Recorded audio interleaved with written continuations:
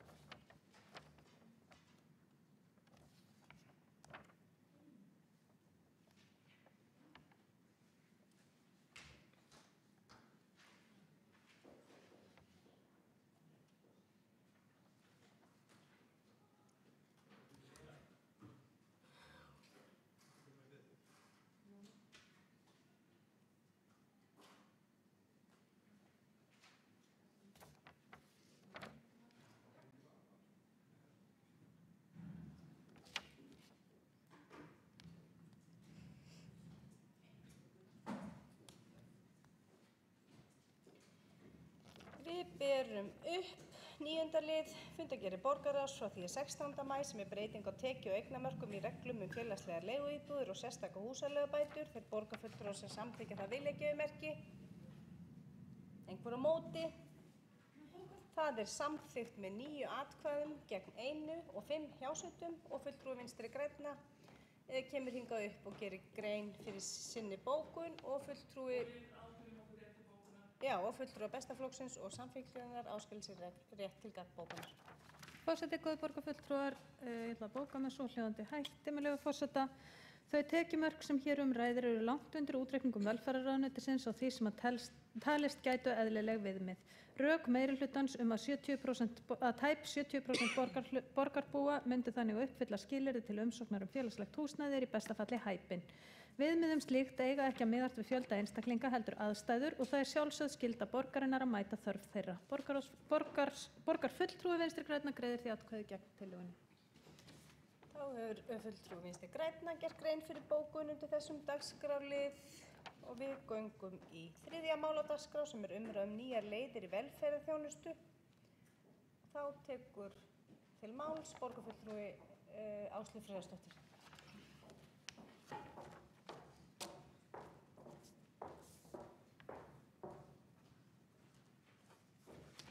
Forseti og ágætu borgarfulltrúar.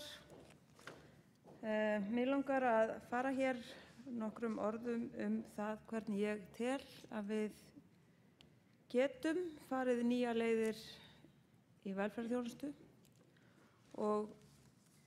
og með því getum við náð fram allt að 20% meira fé fyrir meiri þjónustu fyrir það sama fé og við veitum núna til þessara mála. Og ef hort bara til þeirra þjónustu sem félagsmiðstöðvarnar okkar veita, þjónustumiðstöðvarnar okkar veita núna, þá getur þetta þýtt jafnvel 1,5 til 2 milljarða króna sem við getum ekki setið hjá og aðhafst ekki neitt án þess að skoða verulega vel hvort þessar leiðir henta okkur. Ég tel einnig að við eigum tækifæri í því að geta sparað í því hvernig við vitjum fólks sem að þarf að því að halda. Þar eigum við að nota rafrænar lausnir, við eigum að nýta okkur Skype og vefmyndavélar til þess að fylgja eftir fólki sem hefur þörf fyrir að ræða við sérfræðinga. Ég hef lesið mig til það og veit og samkvæmt því get ég haldið því fram að við ættum að geta náð 10% hagræðingu með slíkum aðferðum. Sú notkun rafrænna ferla og sú hagræðing ætti að geta orðið meiri eftir því sem við fáum fleiri og fleiri aldraða til dæmis sem að falla undir þann hóp að geta talist vanir netnotendur.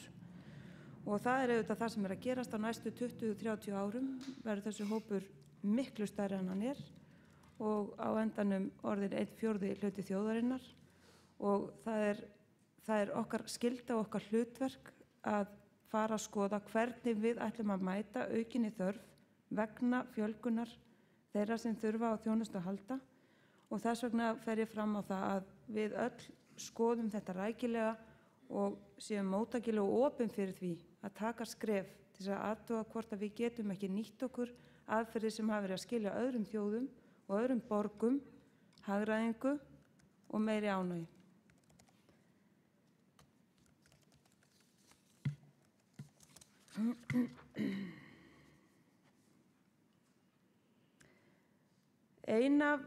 Ein áberandi og háværari krafa í velferðarþjónustunni krafan að fá að velja hver veitir manni þjónustu og hvernig þjónustan veitt í leiðinni. Þetta sjáum við bæði í þjónustu við aldraða og fatlaða og þetta vel þekkt þróun og önnur lönd hafi gengið í gegnum nákvæmlega þetta breytingaferli. Það ágætt að skoða okkar ágæta grannríki Svíþjóð þegar við veltum fyrir okkur við hverju mætti búast ef við nýttum þessa nálgun. En Svíþjóð auðvitað eins og allir vita, helst þekkt fyrir að veita miklu fé til mjúkumálana bæði í velferðarþjónustuna og menntun. Á síðustu 30 árum hefur margt breyst þar sem hefur kannski ekki gerst að sama hraða hér eða þá við höfum ekki rannsakað nógu vel, við vitum hreinlega ekki hvernig staðan en það væri glapræði að reyna ekki að nýta tækifærin á sama hátt og þau eru til í Svíþjóð með því að nota sömu aðferðir og þar voru notaðar.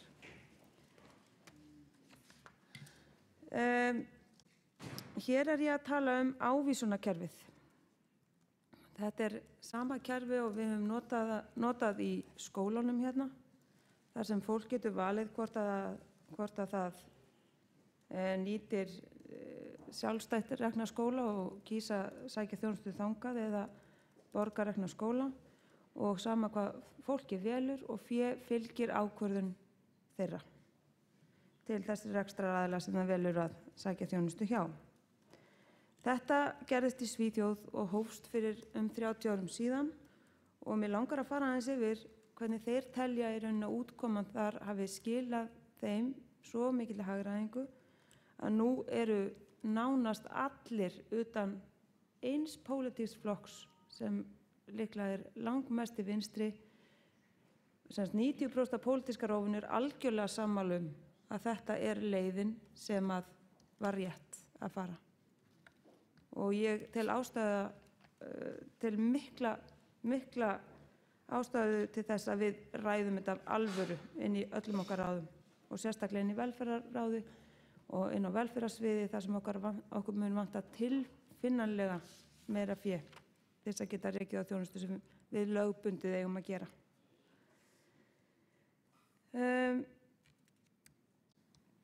Frá 1990 var það fyrst, þegar ávísunarkerfið var fyrst tekið upp, þá fóru 1% grunnskólabarna strax í sjálfstætt rekna skóla, en 20 árum síðar var þetta hlutfall orðið 12%. Þetta var ennþá hærra í framhaldsskólunum, eða 24%, og sums staðar það svo að 50% allra grunnskólanema í sveitarfélögunum sækir nám sitt til sjálfstætt starfandi skóla. Einn af hverjum 5 skólum þar sjálfstætt starfandi og þetta eru frekar litlir skólar. Þeir eru, til dæmis, þar eru 140 börn að meðaltali í hverjum sjálfstætt reknum skóla á móti 250 börnum í opinberu skólanum þar og það eru bæði sjálfstætt starfandi skólar sem að telja sig ekki rekna af hagnaðarsjónarmiði en 60% sjálfstætt starfandi skólana þar eru reknir með hagnaðarsjónarmið að markmiði þó að kannski arðsemiskrafan sé ekki mjög há, þá hún samt til staðar.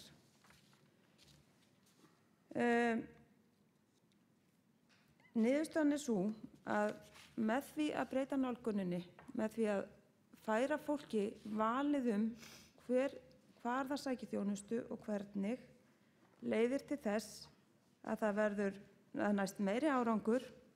Það leystist úr læðingi ákveðin orka sem að virtist koma íbúum vel og nýtast í skólastarfinu og þetta varð ekki til þess að ákveðnir hópar fengju meira en aðrir og ekki var þetta heldur til þess að þetta auka fé til þjónustunar. Í dag er reiknað út virði skólakerfa og annarra kerfa og þetta er kallað cost per merit value point og með því að nýta þessa formúlu þá er því haldið fram að sjálfstætt skólarnir skili 20% meiri árangri en hinir skólarnir gera. Ánægjan er líka meiri og svo virðist sem að sérstaklega auðvitað þeir skólar sem eru reknir með hagnaðarsjónarmið að þeir geti borga starfsmönnum sínum hærri laun og starfsmenn hafi tækifæri til að vinna í starfsumhverfi sem að þeim líkar betur við en hið opinbera kerfi veitir.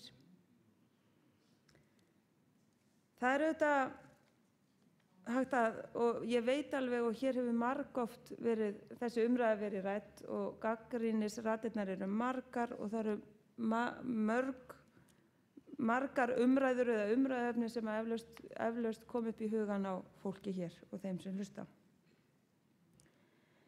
En helsta er kannski svo að það séu engar kröfur gerðar, það sé ekki nægar kröfur gerðar til sjálfstætt rekinna skóla eða þeirra sem að taka sjálfstætt að sér að reka þjónustu fyrir hið opinbera.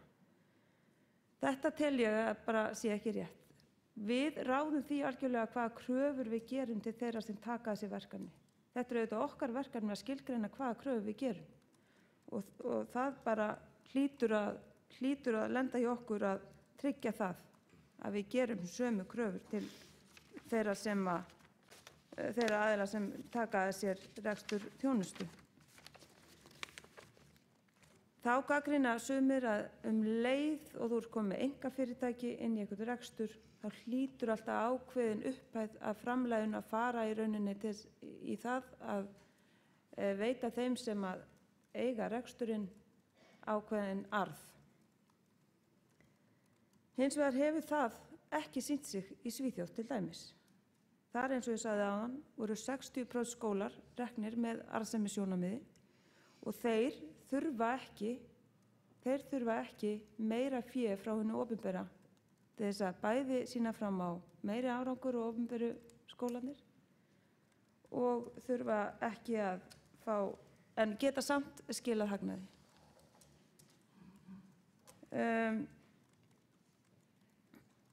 Þá hefur það einnig verið umfjöllunarefni reyndar ekki í Svíþjóð, en það var einhver grein sem ég las þar var prófessor sem heitir James Tooley sem var að fjalla hvernig þjónusta sjálfstætt-starfandi er eiginlega betur til þess fallin að kenna þeim sem koma úr fátækari fjölskyldum heldur en hinum og þau virðast ná meiri árangri. Það er eitthvað í rekstrarforminu sjálfu sem leyfir það að fólkinu er mætt betur en virðist takast í hinu hefðbundna kerfi.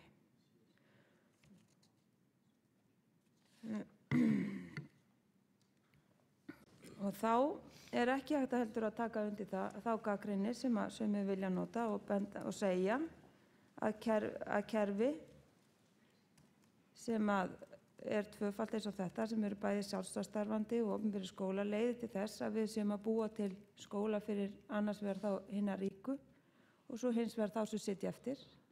Þetta er ekki niðurstaða matsins á skólakerfinu í Svíþjóð.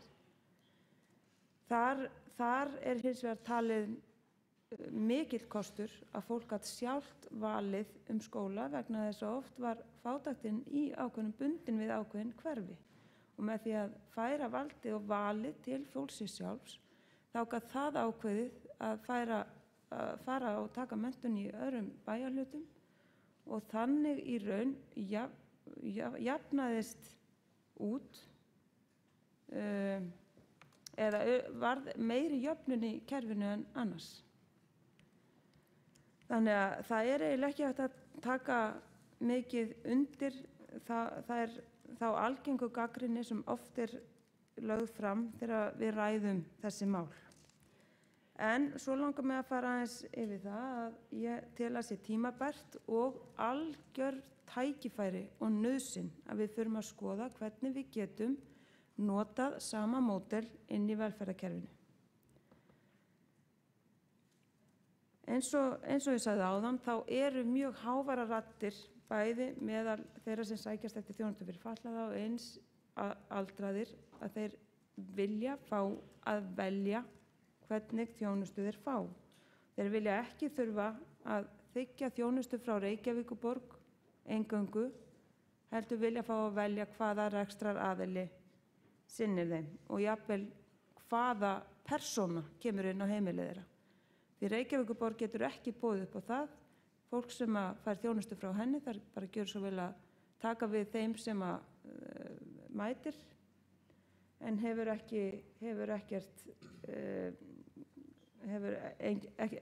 engan atkvæðarétt það hver mætir og hvenær. Einhvers staðar heyrði ég talað það að 20% íbúa í Reykjavík þurfi að fá einhvers konar velferðarþjónustu. Þannig að þetta ofboðslega stór hópur og mjög mikilvægt að við förum að skoða þetta gagngert. Ef við förum yfir bara brot af þeirri þjónustu sem að þjónustumiðstöðvarnar veita, þá það til dæmis heimahjálp sem fjallar að fólk sem þarf stuðning heim og veikt út af veikindum eða einhverju öðru, það fær fólk heim sem sinnir þar svona bæði þrifum og fer út í búð og annað slíkt og svo eitthvað sem heitir félagsleg heimaþjónusta þar sem að fólk líka heimsótt og það aðstoða við alls kyns störf. Svo það heimahjúkrunin þar sem við erum að sinna í rauninni þeim sem eru veikir og aldraðir og þurfa hjúkrun heim. Við erum að sinna félagsráðgjöf í mjög miklu mæli.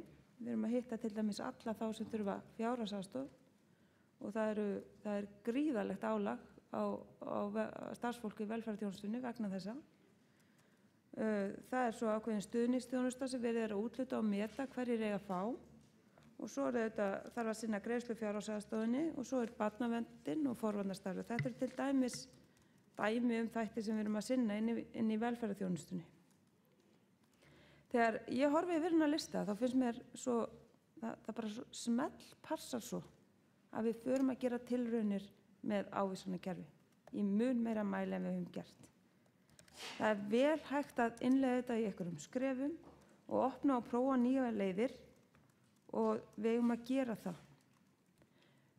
Núna eins og við þekkjum höfum við ákveðið að taka þátt í tilraunaverkefni NPA sem virkar í raun nokkurn veginn eins og ávísunarkerfi virkar.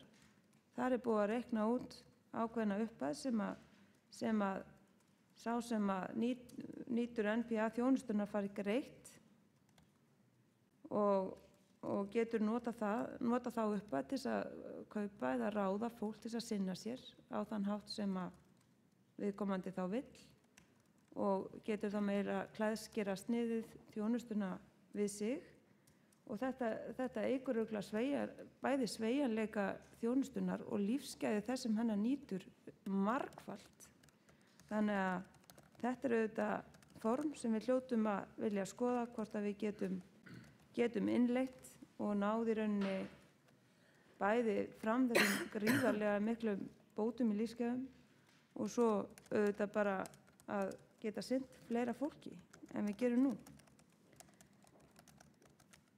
Þá höfum við reyndar verið með eitthvað sem kallast beingreiðslusamningar og þeir hafa verið gerðir við einstaklingar sem hafa viljað leita til annarra aðila þjónustu heldur en borgarreikina og stundum hafa þeir orðið til vegna þess að ekki tókst að borgarkerfið náði ekki eða gat ekki mætt þörfum þess sem að beið eftir þjónustu, þannig að ákveðið var að leysa málið þannig að viðkomandi sæi að byggja eigin þjónustu upp, svona svipað á NPA, en er samt í rauninni ekki fast eða eða hvað á ég að segja, samþykkt þjónustuform í Reykjavík þó það hafi verið notað og hafi jafnvel gengið ágætlega.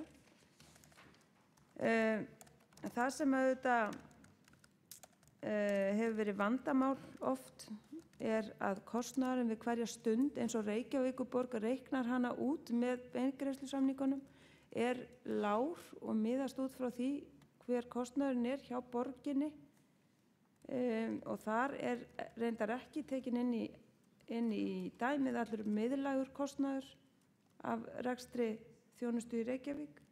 Þannig að ég held að þar sé jafnvel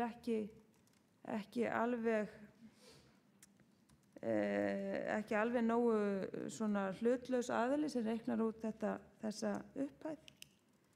Og auðvitað þetta eitthvað sem þarf að skoða og fjallum og meta og bara fara í reiknings aðferðir með til þess að sjá hvernig hægt var að byggja upp betri þjónustu. Nú reyndar var þetta reiknað út í NPA-verkefninu og það liggur fyrir nú að sá sem að frekar vill ráða starfsmann eða leita til einkaaðila til að veita þjónustuna, hann fær greiddar tæpar 3.000 krónur fyrir hverja klukkustund að jafnaði sú upphæð reyndar lægri ef dagvinnu bara að ræða og kvöldvinnu en svo hærri ef næturvakt að ræða. Og NPA-verkefni gefur okkur auðvitað vonandi gríðarlega mikla reynslu af þessu og við munum þá sjá hversu vel okkur tekst að mæta þörfum þessa hóps með þessari nýju leið og í leiðinni ættum við að skoða alvarlega hvort við getum ekki nýtt hana víðar í kerfinu. Núna það svo að það eru nokkrir aðilar sem hafa boðið sig fram og vilja taka við, vilja sinna velferðarþjónustunni, vilja taka við verkefnum og væri örugglega tilbúnir að sinna þeim sem frekar vilja leita á náðir einkaaðila heldur en að fá borgarrekna þjónustu. Og þetta erum við ekki að nýta okkur. Við höfum ekki verið að bjóða þjónustu út í neinum mæli og við höfum ekki verið að gefa fólki þetta val að í raun og veru fá að ráða því við hverja skipt. Auðvitað það þannig að ávísanakerfið ekki beint eins og útboð, heldur það meira sá sem að mun njóta þjónustunar, hann velur við hvar verslað, bara alveg eins og sá sem fær laun, hann ákveður hvernig hann eyðir þeim og hvað hann gerir við þau og forgangsraðar á sinn hátt. Á sama skapi þá virkar í rauninni ávísanakerfi til einstaklingar sem að hafa þarfir fyrir velferðarþjónustu að okkar mati. Ég held að það væri mjög gott að reyna að hleypa þessum aðilum sem að hafa sýnt að þeir hafa áhuga á að koma meira inn í þjónustuna og fá þá til að taka þessi verkefni, fá þá til að gera samninga við borgina þar sem við gerum ákveðnar kröfur til þeirra þjónustu sem veitt þannig að við getum treyst því að þessir aðilar sinni fólki eins og við teljum að eigi að sinna því og eins og við teljum eðlilegt að sé gert.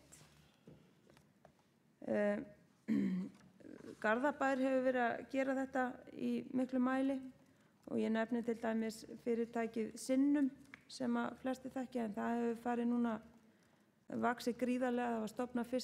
Það var stofnað árið 2008 og sinnir nú ég held 200 heimilum á höfuðborgarsvæðinu held ég mest og þar starfa nú 75 manns við að sinna þeirri þjónustu sem að hið opinbera annars gerir og það mjög mikil ánægja með þessa þjónustu og það mjög mikil ástæða til þess að við reynum að nýta okkur fjölbreyttari leiðir en við erum að gera nú og hleypa einmitt svona hugsunarfólki að. Það mjög mikil ástæða til þess. Það fleira sem við þurfum að skoða í velferðarþjónustunni og í raun og veru líka fellir í raun og veru líka undir eitthvað sem við getum kallað nýjar leiðir. En fjárhagsaðstoðarformið þarf í rauninni mjög nauðsynlega að fara í gegnum endurskoðun.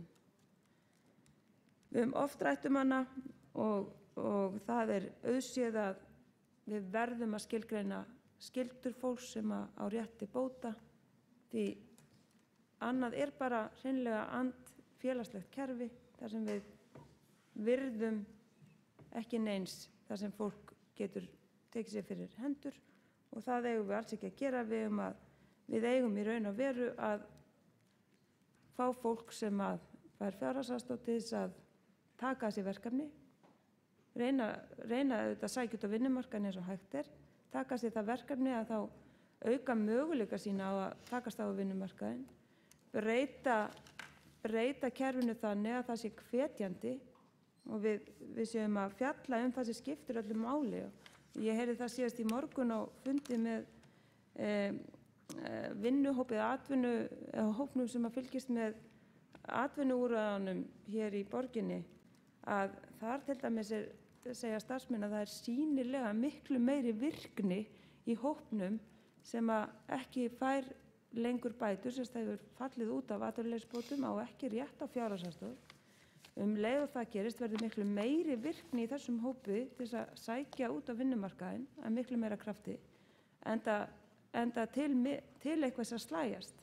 Nú bótakerfi orðið þannig að ef að fólk fær, sem yfirleitt það fær vinnu, láglaunavinnu, þá munurinn á því og að vera á fjárhagsaðstoð eða atvinnuleysisbótum svo fáránlega lágur að það hreint og beint engin hvati til þess að taka vinnuna. Og þetta vitum við öll, og þetta vita félagsráðgjafar sem vinna hjá Reykjavíkurborg. Hins vegar einhver óbærslega tregða við að einhvern veginn að bregðast við þessu og gera eitthvað við þetta sem að skipti máli, og við erum að tala hér milljarða sem að við þurfum á að halda í að veita þjónustu, bæði vegna fjölgunar þjónustuþega og vegna þess að við þurfum að mæta kröfum betur en við höfum verið að gera. Og við höfum ekki efni á og sitja og ræða þetta. Við verðum að fara að gera einhver verkefni og gera tilraunir með bæði ný þjónustuform og að breyta reglum. Og við erum pólitískt nokkurn veginn sammála þetta, til dæmis í velferðarráðið, sumt allavega, og höfum margoft rætt á og beðið alls kyns skoðanir og breytingar. Hins vegar virðist vera að kerfið það bara hreinlega svarar okkur ekki. Þar inni greinilegur hagsmunir sem að einhvern veginn vinna gegn því að við fáum upp á borðið þar sem við erum að óska eftir. Og við erum búin að leggja fram ótal tillögur sem einhvern veginn verða að engu, verði ég að segja, gufa bara upp í einhverju málsmeðferð innan kerfisins, og þetta eru mikil vonbrigði þegar maður búin að sitja þarna í 3 ár og sér að ekkert að breytast, ekki nýtt. Og meðan líður tíminn og við höfum bara því miður ekki mikið af honum. Þannig að það mjög mikil ástæða fyrir því að við förum að taka þetta miklu fastari tökum en við höfum gert hingað til og krefjast þess að gerða verða breytingar sem við erum þó allavega sammála og þær verði gerðar innan tilskilins tíma og hann verði ekki langur. Því að við höfum bara hreinlega ekki tíma til að bíða lengur.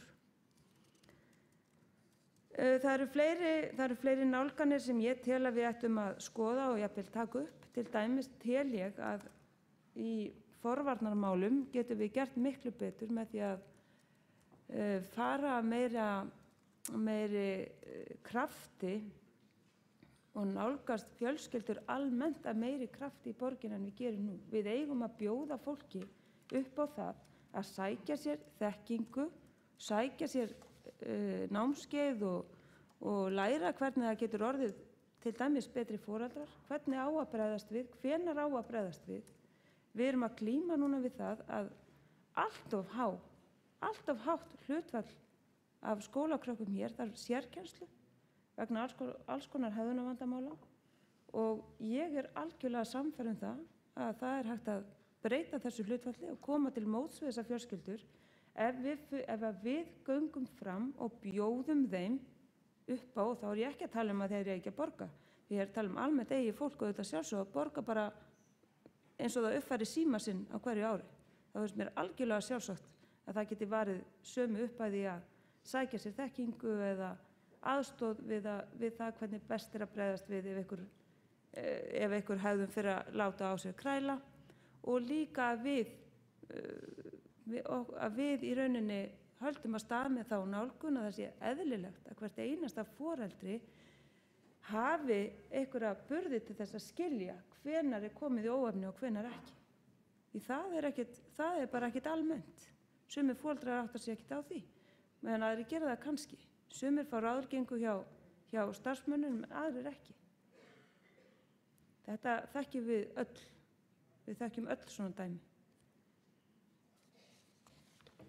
Ég held að með þessu móti þegar við þurfum bara að hvetja til þess að foreldrar sæki sér þessa þekkingu og greiði fyrir hana, bara eins og annað sem að fólk almennt greiði fyrir, þá fáum við meira fé inn í velferðarmálin vegna þess að við munum minnka álag þar sem við erum nú að drukkna í álagi, meðal annars eins og í barnaverndinni.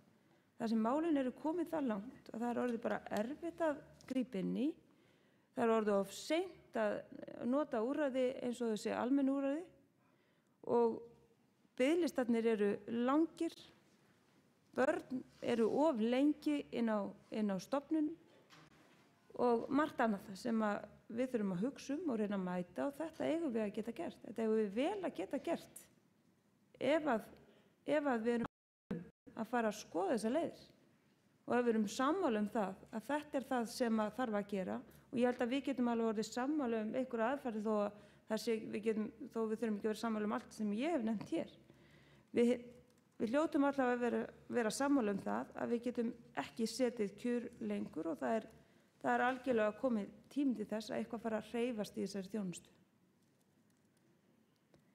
Svo er eitt sem að mér finnst alltaf lítið rætt og bara sé valla rætt inn í velferðarþjónustunni og mætti örugglega ræða víðar, þó að við höfum unnið hér að stefnumótun, rafrænni stefnumótun sem var mjög vel unnin og vel gerð, þá þarf að ræða þetta líka inn í hverri einustu þjónustueiningu.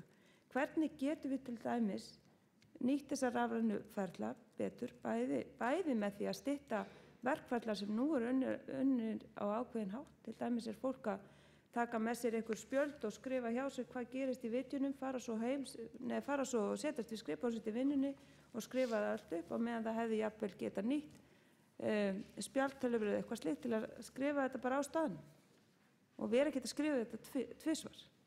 Alls konar svona atriði safnast upp, og í raun og veru alls þar sem við getum stytt ferla, þar getum við hagrætt. Og þetta veit ég að getur skilað mjög miklum árangri. En ég þakka bara fyrir mig og vonast eftir því að þið hinn sem hér sitjið séu til í að ræða þessi mál af fullri alvöru. Takk. Þá hefur borgarfulltrúi Áslaug Friðriksdóttir lokið máli sínu, og þá er borgarfulltrúi Björk Vilhelmsdóttir næst á mælendaskrá.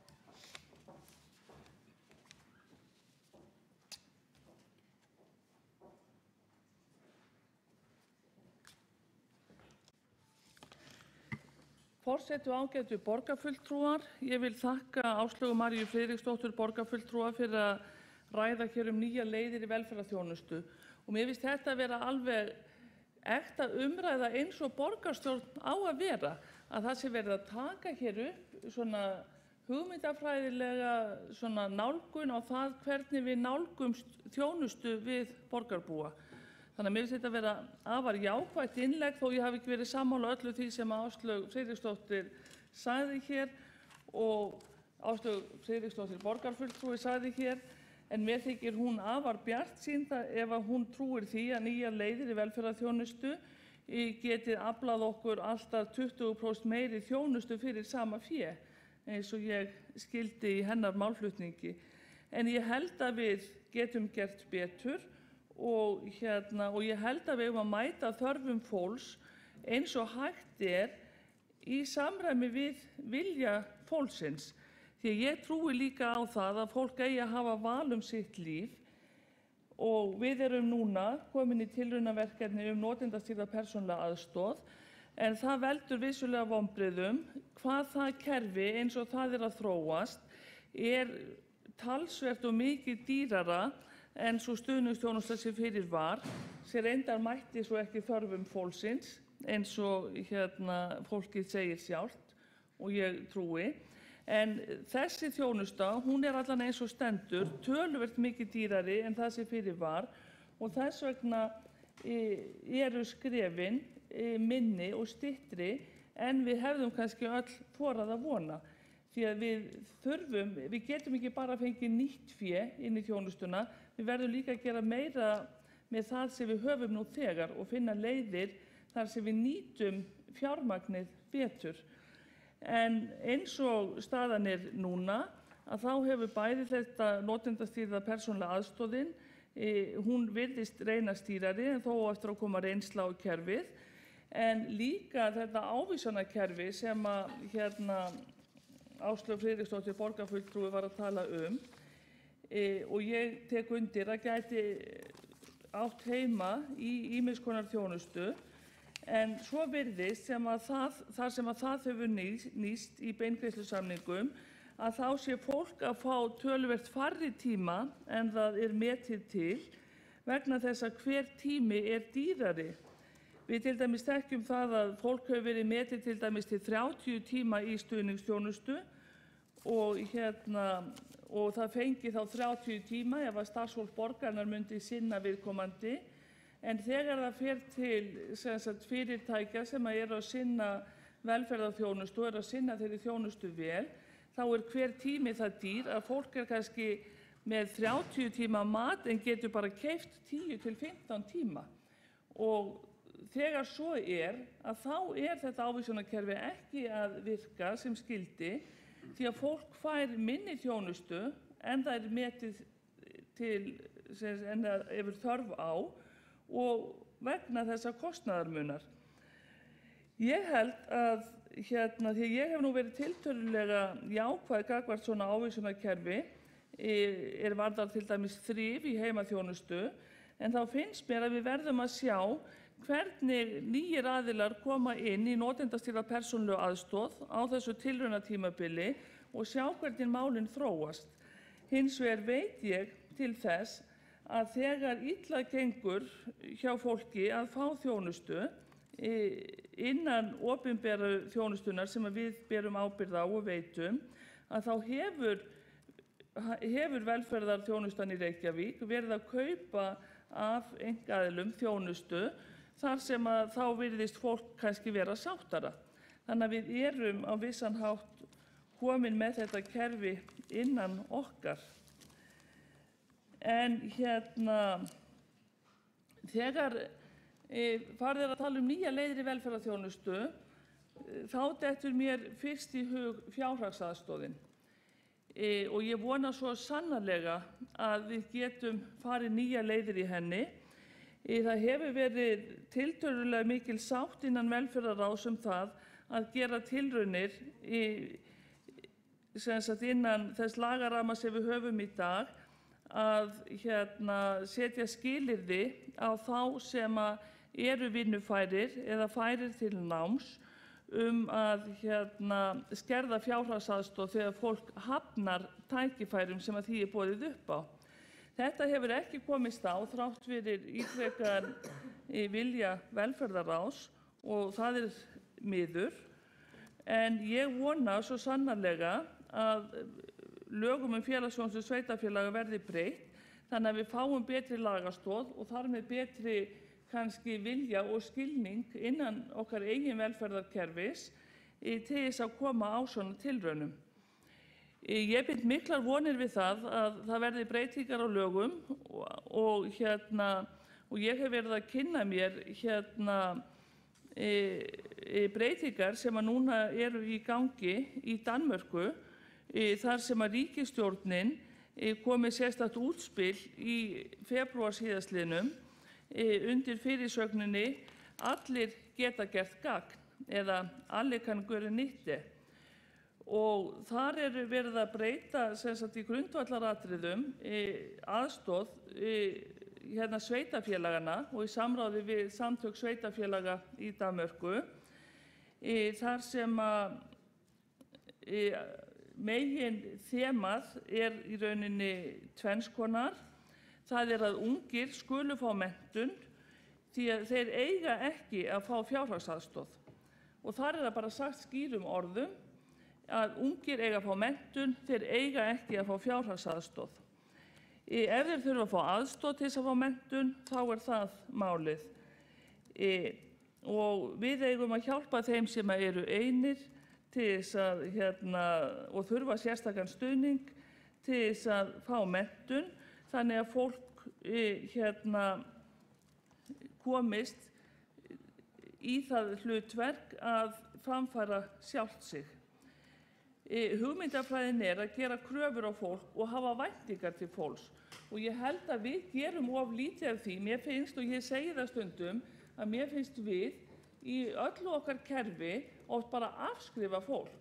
Að við einhvern veginn gerum ekki kröfur til fólks og mér finnst við stundum, og ég segi það stundum á velferðarráðsfundum þegar við erum að fá ýmsar skýrslur og ég veit að fólk á fjárhagsaðstoð á erfitt og það býr við ýmsa erfiðleika, en við verðum að horfa á styrkleika fólks og gera kröfur til fólks að nýta þá styrkleika sem eru, en ekki að vera svona yfir meðvituð veikleika þeirra sem eru að fá aðstoð. Og það svo gott við að lesa þessi dönsku gögn, að þar bara sagt strax í upphafi, fyrsta krafan á sveitarfélögin að gera kröfur á fólk og gera væntingar til íbúana. Og síðan fara þeir í sérstakt átak til þess að ungir eigi að fá atvinnu og allir þeir sem eru vinnufærir, þeir eiga að gera gagn fyrir sitt eigið líf. Og það eiginlega slagorðið, að allir skulu vinna til þess að gera gagn fyrir sitt eigið líf. Og vegna þess að við vitum, og við höfum oft talað það hér, að þó að það sé stórmál fyrir sveitarfélagið þegar margir eru á fjárhagsaðstoð vegna þess að það dýrt, þá það lítið mál miðað við þá erfiðleika sem langvarandi atvinnuleysi og langvarandi óvirkni hefur á líf fólksins sjálfs. Þannig að ef okkur þykir virkilega vænt fólk, þá eigum við að gera kröfur á fólk, þá eigum við að gefa þeim tækifæri til vinnu og eða náms, þannig að fólki fái tækifæri í stað þess að við bjóðum upp á fjárhagsaðstoð sem einhverja lausn, en það ekki lausnin, því að dæmin sanna það að fólk festist í þeirri lausn sem við höfum, af því að við bjóðum ekki upp á nám eða vinnu nema þá í of fáum tilfellum. Við gerum það vissulega í ýmiss konar vinnumarkaðsátökum og með atvinnutorgi, með námsaðstoðinni sem það mjög jákvætt að hún hefur verið að aukast hjá okkur, að við gerum það svona gagnvart mörgum en of fáum af því að við erum of hrædd við að gera kröfur og hafa væntingar til þess að fólk standi sig, og því að langt flestir geta gert það. En þeir sem eru veikir og ekki geta framfært sjálfa sig, þar eigum við að taka ríkulega á og veita fólki almennilega aðstoð. En að leyfa okkur gagnvart ungu hraustu fólki að bjóða upp á eitthvað annað en nám eða vinnu á bara ekki að vera möguleiki. En við höfum verið hrædd við að taka skref hér vegna þess að við höfum ekki haft lögin með okkur, þau heimila ekki sveitarfélögunum slíkar skilyrðingar. En núna fór ég í gegnum umræðu á vef danska sambands sveitarfélagavefnum, það svona vefur sambands danskra sveitarfélaga, kl.dk, þar sem hefur verið umræða þessa breytingar sem að ríkisstjórnin að reyna að innleiða og skylda sveitarfélögin til þess að taka þátt í, og flestir sjá mikla kosti við þetta og í rauninni þakka fyrir svona skýrskilaboð, þó svo að það sé hægt að líka sjá ákveðna varnagla, og þá sérstaklega hvað að gera þegar fólk ekki vinnufært eða getur ekki tekið þátt vegna þess að það hefur lamast í óeiginlegri merkingu af óvirkni til margra ára. En stór hluti í Danmörku og stærri hluti hér í Reykjavík að verða óvirkur í lengri tíma og þegar við erum að fara að telja það í árum að þá lamast fólk í óeiginlegri merkingu að það þarf svo mikla aðstoð að svona almennar kröfur ná ekki til þeirra. Þannig að nýjar leiðir í velferðarþjónustu þegar það var sett á dagskrá borgarstjórnar þá fór ég strax að hugsa þessa fjárhagsaðstoð því að mér finnst hún þurfi að breytast, mér finnst að við eigum að hafa hvetjandi kerfi og mér finnst að við eigum alltaf að bjóða upp á vinnu, nám eða annars konar tækifæri í lífinu. Í rauninni við eigum að bjóða upp á allt annað en framfærslu sem að fólk getur lifað af og festist í. Mér finnst það líka mjög gott og ég horfi til þess að ýmiss konar tækninýjunga sem hafa verið að ryðja sér til rúms og vitna til þess að velferðarráð Reykjavíkurborgar fór í vettvangsferð til London árið 2007. Það var síðasta ferð velferðarráðs og tímabært að fara aftur því að maður lærir alltaf eitthvað nýtt. Og þá var í nokkrum hverfum Lundúnaborgar farið að nýta sér tækninýjungar í heimaþjónustu þar sem að fólk sem að bjó við mikið óöryggi gat verið í svona vefmyndasambandi og tölvusambandi við svona miðstöð því að það er alltaf fólk að störfum til dæmis í heimaþjónustu Reykjavíkur allan sólarhringinn og þar í borg var fólk bara í sambandi við skiptiborðið í gegnum svona vefvarp í fólk sem vildi fá meiri þjónustu en það var ekki hægt að hafa maður og mann þjónustu en fólk sem býr við óöryggi en getur alltaf hringt í skiptiborðið að því líður vel og við þekkjum hér á Íslandi það eru væntanlega þúsundir frekar en hundruður eldri borgara sem hafa öryggisnapp frá einkafyrirtækjum og bara öryggisnappur veitir oft það öryggi að fólki líður betur og ef þið líður betur að þá getur þið betur sinnt þínum þörfum. Þeir hafa líka og náttúrulega í fjöldamörg ár hafa svona rafmottur verið notaðar til þess að minnka álag inn á þeim heimilum sem að veita sólarhringsþjónustu þannig að það þurfi ekki að vakta hvern og einn heldur eru rafmottur notaðar til þess þannig að fólk þurfi ekki alltaf að vera að kíkja inn heldur kíkir á fólk leið og það fer fram úr sínum rúmum eða stólum og slíkt eigum við að nota og ég held að við þurfum bara að kynna okkur betur og vera tilbúin að fara í slíkar tækninýjungar. En varðandi ávísunarkerfið og NPA sem að Áslaug Friðriksdóttir borgarfulltrúi talaði hér áðan að þá finnst mér allavega eins og staðan í dag ástæða til þess að hinkra við erum að byrja með notendastýrða persónulega aðstoð við erum að veita til þess talsverðu fjármagni rúmum 70 milljónum króna af fé frá borgarráði auk 50 milljóna sem við fáum úr jöfnunarsjóði og síðan annað eins fé sem er í þjónustu við þessa einstaklinga sem er síðan lögð niður á móti. Þannig að við erum að tala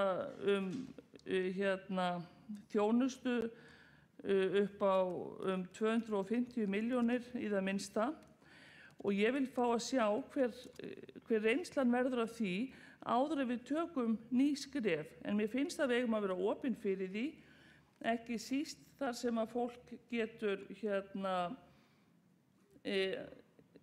nýtt sér slíkt. Við verðum þó að vera alltaf að passa upp á það að þegar við erum að tala ávísunarkerfi þá verðum við ekki bara að reikna út þjónustuþörf fólks heldur hvað kostar að borga fyrir þjónustuþörfina. Ef að við reiknum bara út þörfina eins og við höfum verið að gera með beingreiðslusamningum og borgum svo bara okkar kostnað hjá fólki að þá þetta ekki að nýtast nema þeim sem eru tekjuhærri og geta bætt við. Og það ekki rétt að velferðarkerfið sé að setja á laggirnar kerfi sem nýtist best þeim sem eru tekjuháir og geta bætt ofan á ávísanirnar. En það hefur svolítið gerst með beingreiðslusamningunum hjá sumum sem hafa verið að bæta við. En við verðum að tryggja að fólk með sambærilegar þarfir fái sambærilega þjónustu og þess vegna verðum við ekki bara að reikna út þörfina, heldur líka uppsett verð eins og það kostar að fá fólk og það er það sem við erum að gera með notendastýrðri persónulegri aðstoð og ég held að við eigum að vera stolt af því verkefni og hlakka til að sjá hver reynslun af því verður til þess að þróa okkur áfram í velferðarþjónustunni.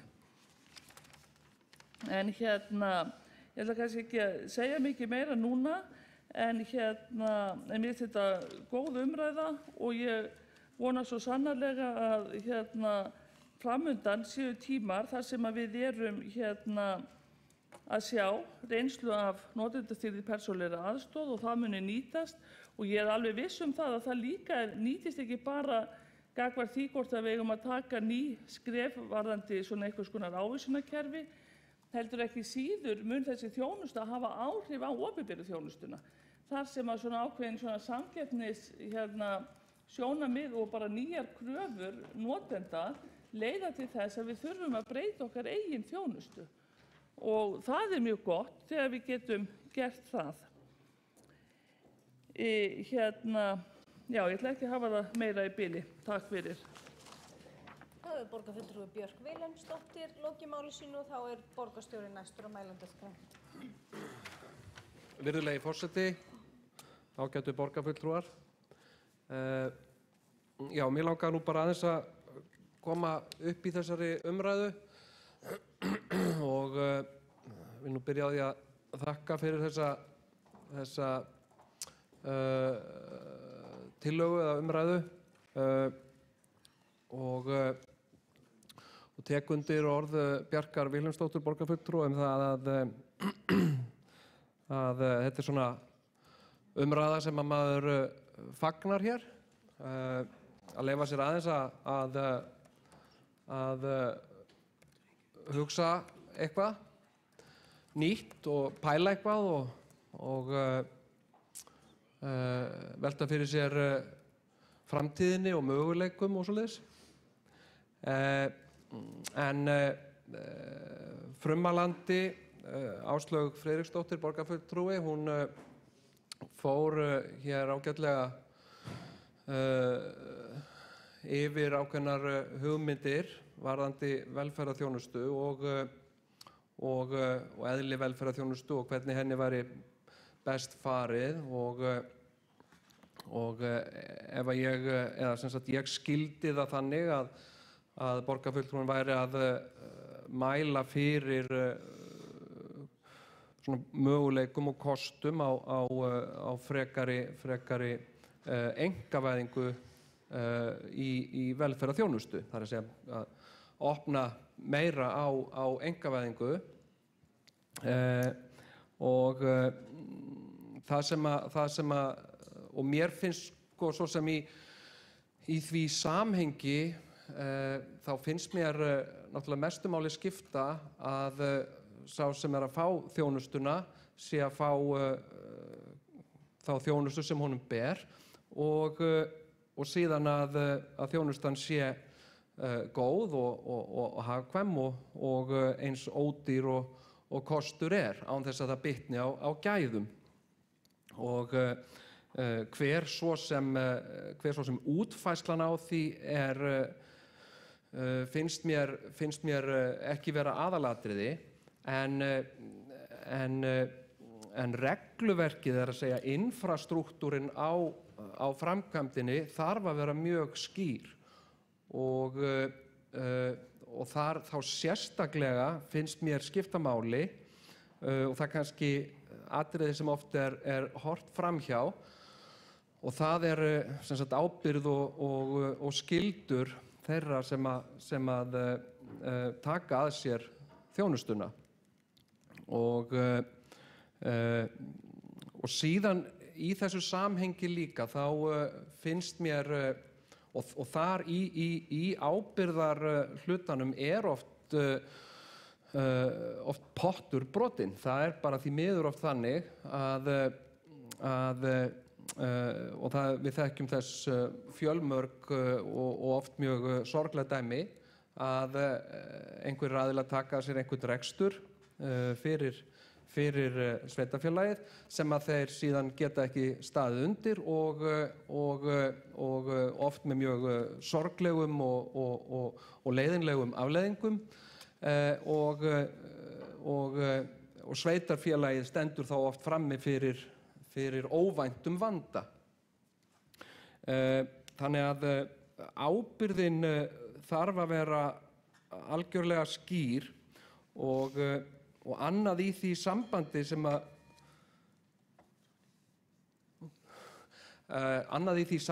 ég langar til að nefna líka, það samskipti okkar, borgarinnar, við ríkisvaldið.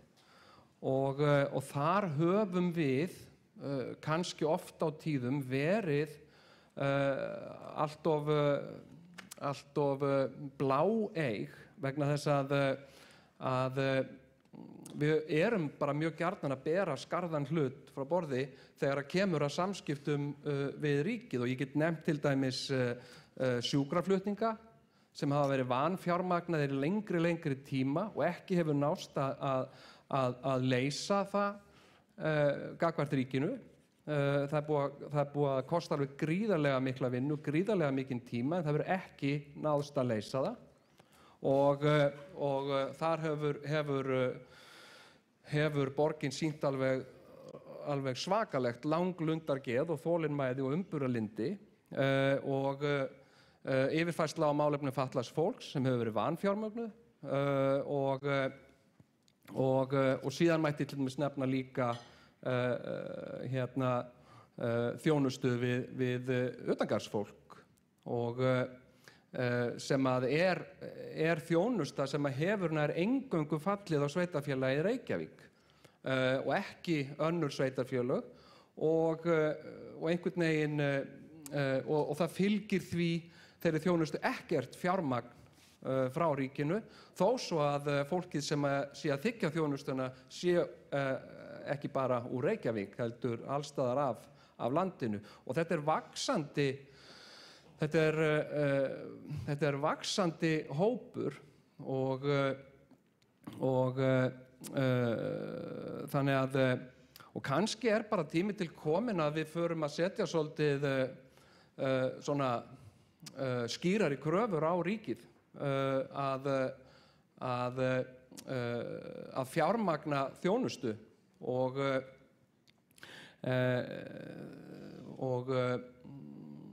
já, mér finnst það bara mjög umhugsunarvert og það er jú svolítið þannig að Reykjavík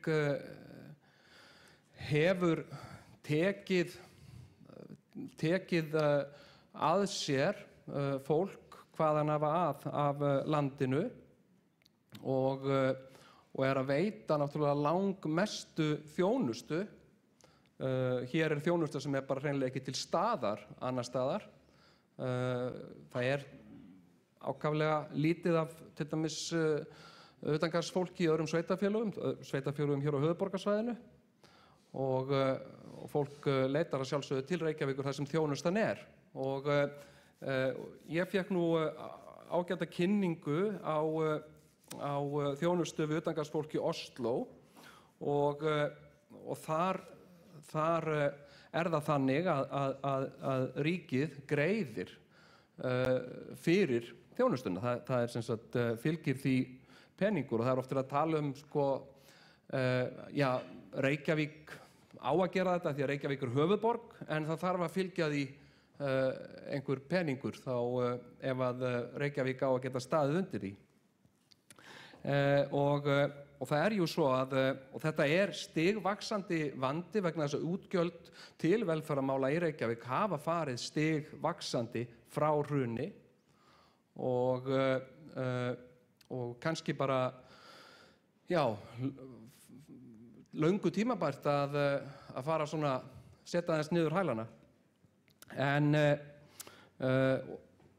og það er jú þannig að oft á tíðum varðandi opinberan rekstur að honum hættir til að vera svolítið þunglamalegur, hann getur orðið mjög þunglamalegur og að gera að skoða tækifæri til þess að endurskoða það. Síðan langaði mig bara að segja hérna, borgarfulltrúi nefndi líka í máli sínu forvarnir og mér finnst það athyglisvert og hef ekki pælt í því áður að sveitarfélagi fara að taka að sér að kenna fólki að ala upp börnin sín og svo framvegis, og mér finnst það mjög áhugaverð hugmynd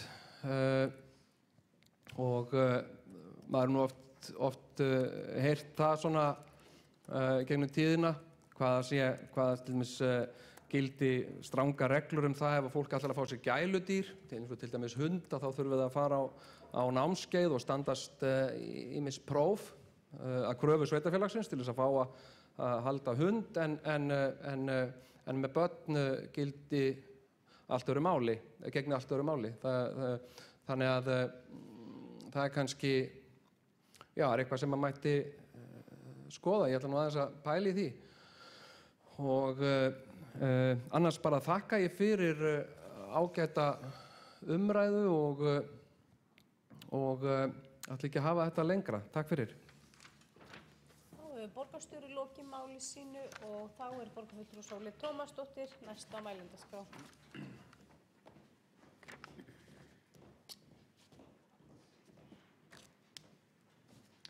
Forseti, góðir borgarfulltrúar, ég vil þakka frummælanda, borgarfulltrúi Áslaugu Friðriksdóttur fyrir að setja þetta mál á dagskrá.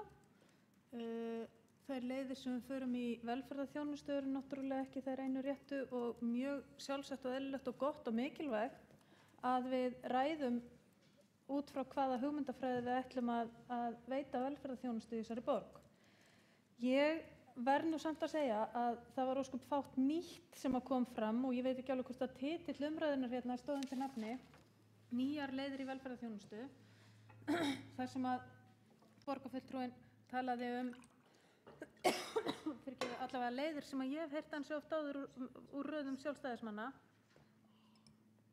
Það ekkert nýtt við aukinn einkarekstur og það ekkert nýtt við þær fullyrðingar sjálfstæðismanna að fólk vilji hafa val rekstrarform, val rekstraraðila og svo framvegis. Það ósköp fátt nýtt við því. Og undir það get ég ekki tekið. Ég alveg hjartanlega sammála því að fólk eigi að hafa val, bæði þegar kemur að menntun barna eða þegar kemur að annarri þeirri grunnþjónustu sem að sveitarfélögin að veita og eiga að veita, en hvort að það á að vera val rekstraraðila eða ekki finnst mér bara eiginlega ekki að skipta neinum máli. Mér finnst í rauninni Sjálfstæðisflokkurinn vera komin í svolítinn hring þegar hann talar það að fólk vilji hafa val rekstraraðila en svo þegar þeir fara í útboð eða ætla að fara í aukinn einkarekstur að þá skamma þeir okkur vinstrimenn fyrir að tala að það skipti máli hver það sem að reka þetta. Það skipti engu máli hver sé að reka hlutina.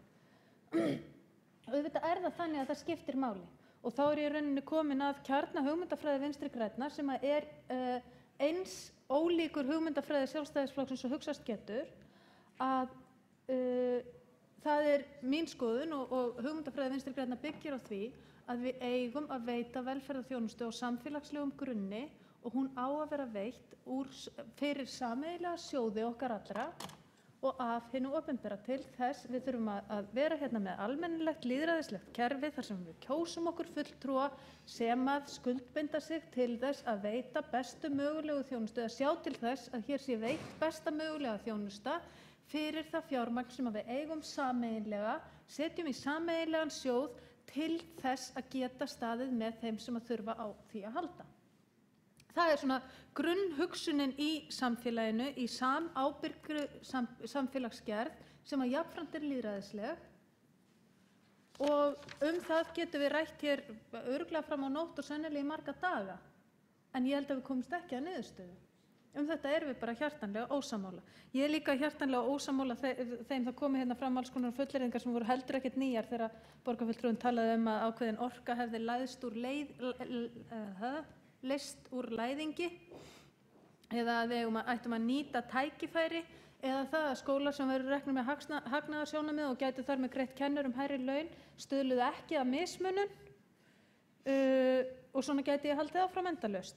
Aftur á móti ég alveg sammála því að það er mjög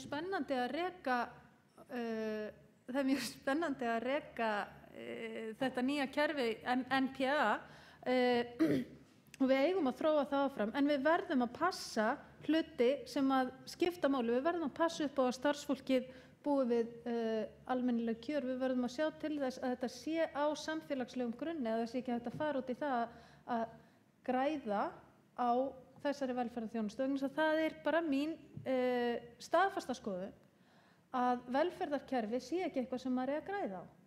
Það eigi ekki að græða á grunnþörfum fólks. Það mætti hugsanlega græða á gallabuxum eða gosdrykkjum eða einhverju þess áttar. Svo langt er ég komin í kapitalismanum.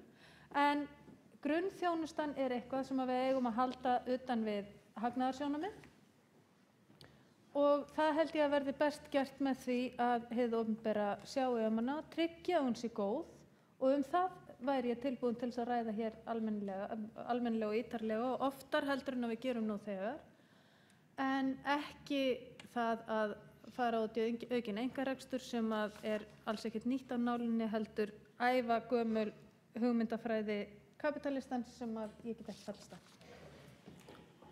Þá hefur borgarfulltrúi Sólveig Tómasdóttir lokið máli sínu og þá að lokum er á næstur á mælendaskrá borgarfulltrúi Áslaug Friðriksdóttir.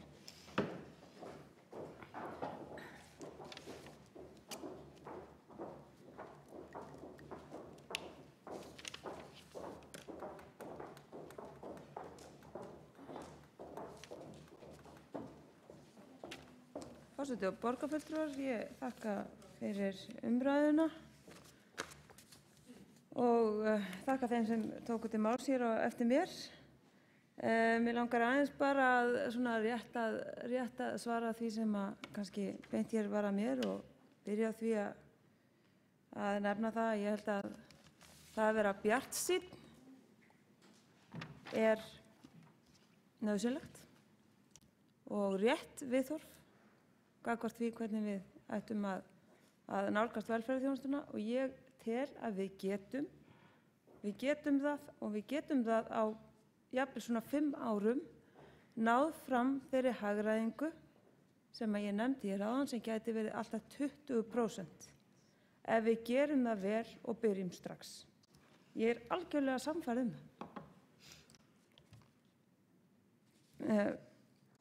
Síðan langar mig að fara aðeins yfir í NPA umræðuna vegna þess að ég ger mér algjörlega grein fyrir því að NPA þjónustan eins og við erum núna að fara í hana í gegnum tilraunaverkefnið sem að ríkið stendur fyrir að þá er sveitarfélagið að taka á sig mikinn kostnað.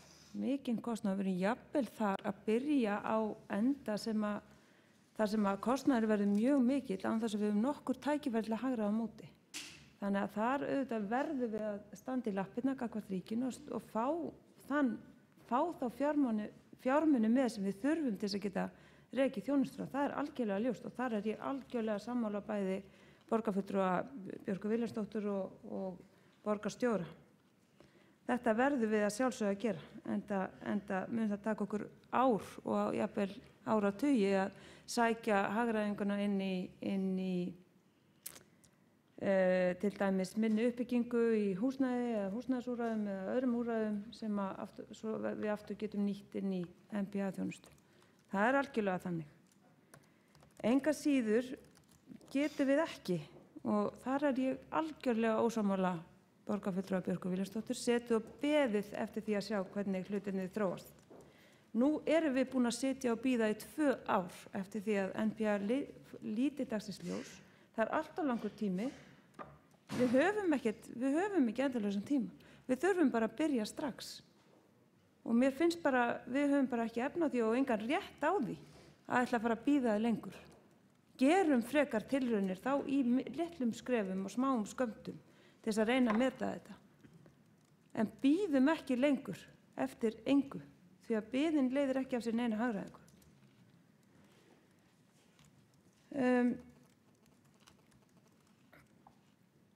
mér finnst bæði, eða mér nú aðalega í máli, ég nú sammála, get nú alveg tekið undir það í máli borgarfulltrúa Sóleyjar Tómasdóttur að hér ævaforn viska á ferðinni sem að kannski hefði ekki átt að kalla nýja leiðir.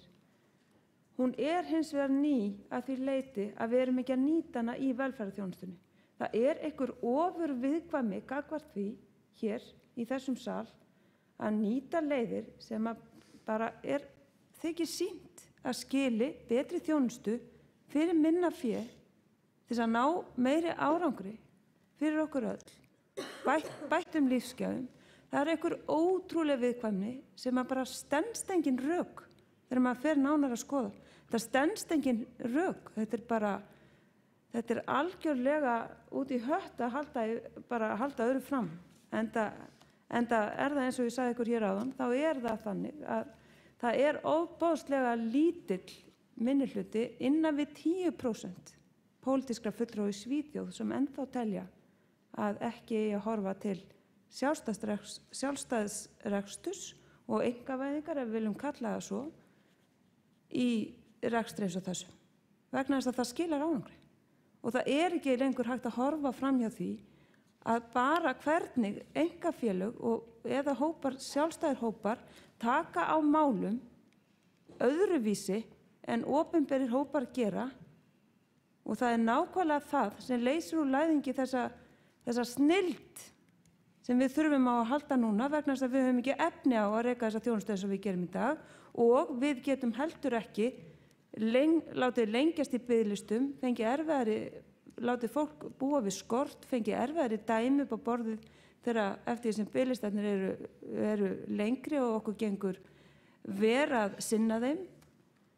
Þetta í rauninni bara, það ekki boðlegt að hunsa mjög eðlilegum hugmyndum breytt rekstrarform þar sem að hópa fólks geta tekið höndum saman, veitt þjónustu á annan hátt heldur en opinberir aðilar hafa gert í gegnum tíðina, og það algjörlega sannað að það skilar árangri, og mér finnst að vera bæði þröngsýnt og rangt, og bara við höfum ekki rétt til þess að sitja hérna og segja að þetta skil ekki árangri.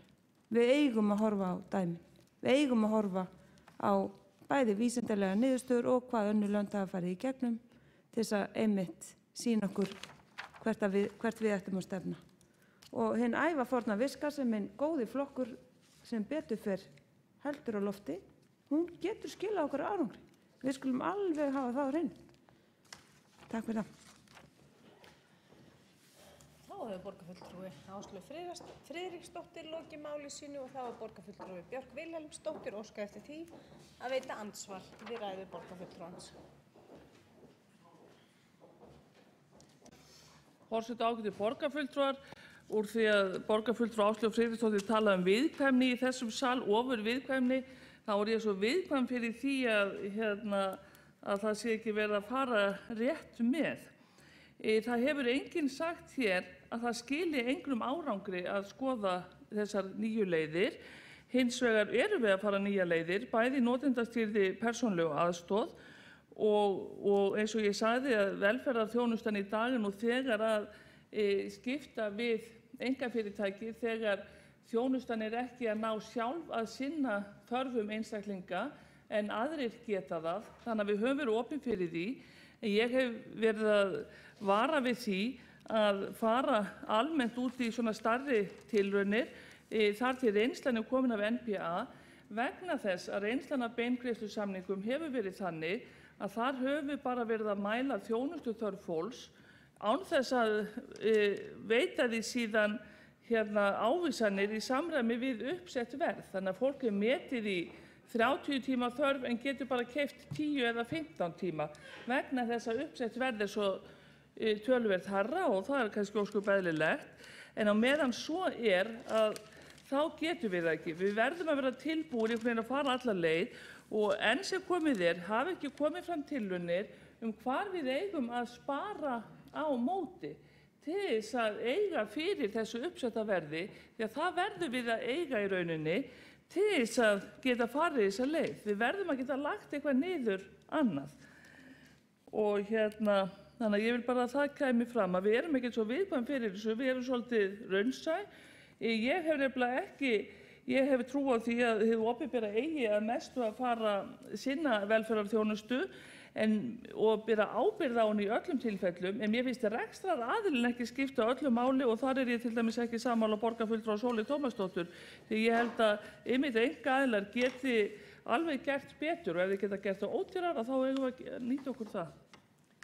Þá hefur borgarfulltrúi Björk Vilhelmsdóttir lokið við það að veita andsvar. Þá ekki fleiri kvant sér hljós undir þessum dagskrárlið og telst umræðu lokið. Við göngum í 4. mál á dagskrá og leggjum fram